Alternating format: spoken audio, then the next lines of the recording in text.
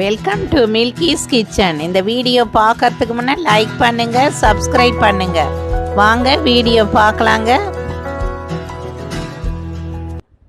நாம் இப்போ vegetable pasta எப்படி செய்யறதுன்னு பார்க்கலாங்க.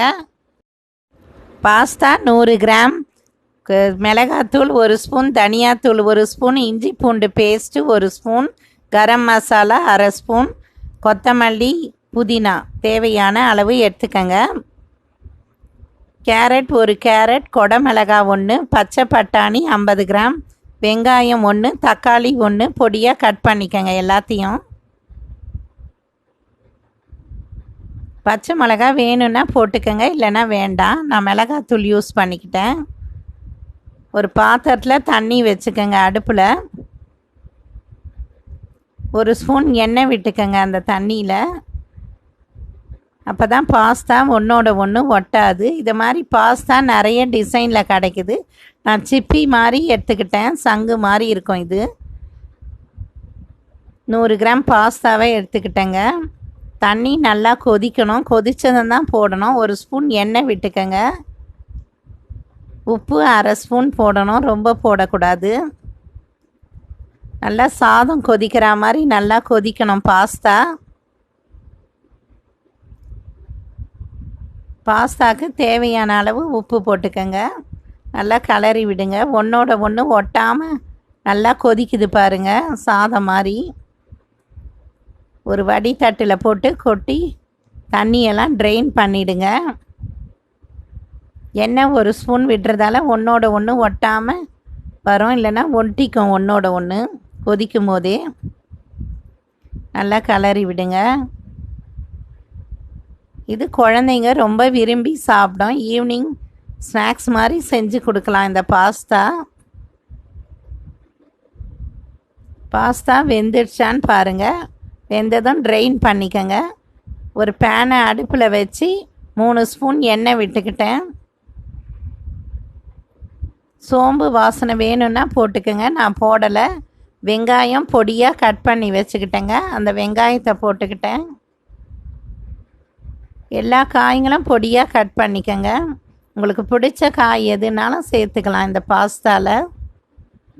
நல்லா வெங்காயத்தை வதக்கி விட்டுக்கங்க. இஞ்சி பூண்டு பேஸ்ட்டு போட்டுக்கிட்டேன். சேர்ந்தாப்பில் நல்லா வதக்கி விட்டுக்கங்க. தக்காளி பொடியாக கட் பண்ணி வச்சதை போட்டுக்கிட்டேன். கேரட்டு பொடியாக கட் பண்ணிக்கங்க, தோல் சீவி. எல்லாம் சேர்ந்தாப்பில் நல்லா வதக்கிக்கங்க. வதக்கும் போதே காய் வெந்துடணும், அதனால் பொடியாக கட் பண்ணிக்கங்க. கொடமிளகா எடுத்துக்கிட்டேன் 1, அதையும் போட்டுக்கங்க. நல்லா கலர்ஃபுல்லாக இருக்கும் இந்த வெஜிடபிள் பாஸ்தா. பார்க்கும் போதே குழந்தைங்க விரும்பி சாப்பிடும். பச்சை பட்டாணி கிடச்சா போட்டுக்கங்க, இல்லைன்னா காஞ்ச பட்டாணி யூஸ் பண்ணிக்கங்க. நான் பச்சை பட்டாணி போட்டு நல்லா வதக்கிட்டேன். அரை ஸ்பூன் மஞ்சள் தூள் போட்டுக்கங்க. நல்லா வதக்கி விட்டுக்கங்க காயை.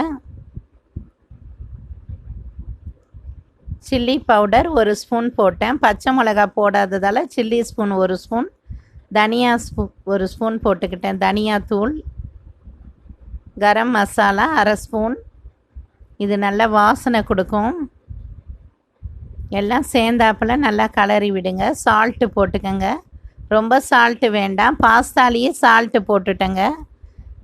கொத்தமல்லி புதினா இலைங்களை போட்டு நல்லா வதக்கிக்கங்க. தண்ணி கொஞ்சமாக ஒரு 1/4 டம்ளர் விட்டுக்கங்க. காய்கறி வேகணும், அதனால் தண்ணி விட்டுக்கலாம். உருளைக்கிழங்கும் சேர்த்துக்கலாம். பொடியாக கட் பண்ணி போட்டுக்கங்க. உருளைக்கிழங்கு சேர்க்கணுன்னா சும்மா தெளித்தா கூட போதும் தண்ணி. காய்கறி நல்லா வெந்துடும். மூடி போட்டு வேக வச்சுடுங்க. காய்கறி வெந்ததும் பாஸ்தாவை இதை மாதிரி ட்ரெயின் பண்ணி வச்சதை போட்டு நல்லா கிளறிக்கங்க. மசாலாவோடு சேர்ந்து கிளறணும், அப்போ தான் மசாலா இறங்கும் இதில். நல்லா கிளறி விடுங்க. ரொம்ப வாசனையாகவும் டேஸ்ட்டாகவும் இருக்கும் இந்த பாஸ்தா. மசாலா காய்கறி எல்லாம் சேர்ந்தாப்புல ரொம்ப நல்லா இருக்குங்க. கொத்தமல்லி புதினா இலைங்களை தூவிக்கங்க. நல்லா ஒன்றோட ஒன்று வெட்டாமல் சூப்பராக இருக்குது பாருங்கள் பாஸ்தா. காலையிலையும் செஞ்சு கொடுக்கலாம், ஈவினிங்கும் செஞ்சு கொடுக்கலாம். தக்காளி சாஸை ஒரு ஸ்பூன் விட்டுக்கங்க. தக்காளி சாஸ் சேர்க்கறதால ரொம்ப புளிப்பாக டேஸ்ட்டாக இருக்கும். அதனால் நல்லா கலரி விட்டுக்கங்க. கொத்தமல்லி புதினா இலைங்களை தூவிக்கங்க. வெஜிடபிள் பாஸ்தா ரெடி ஆயிடுச்சு. செஞ்சு பாருங்கள். தேங்க்யூ.